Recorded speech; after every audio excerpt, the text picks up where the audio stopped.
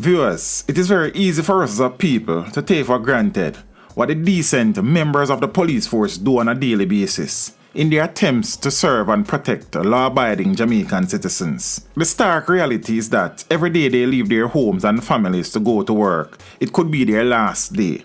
We need to take time to show some respect and appreciation for what they do. Now, case in point, I did a video recently in which I detailed how the Manchester police foiled a murder attempt in the Greenvale area of the parish, during which one gunman was killed and another arrested.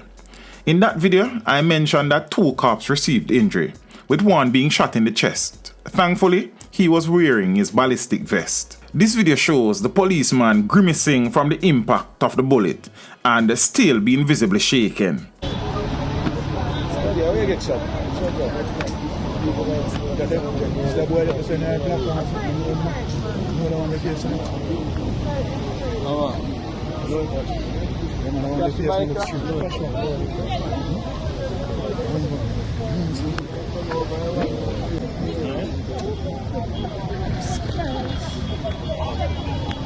This could have been so different, but thankfully he was properly attired.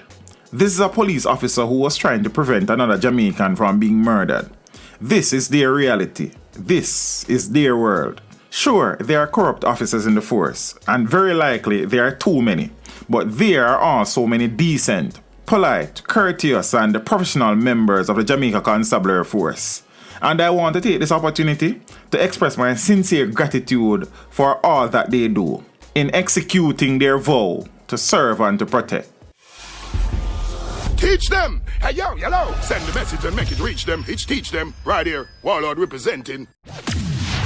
Thank you for watching. Like the video before you go. Please subscribe if you haven't done so. And remember to share the video with your friends and family. And browse the channel for more quality content. Until next time, walk good, my friends. Teach them!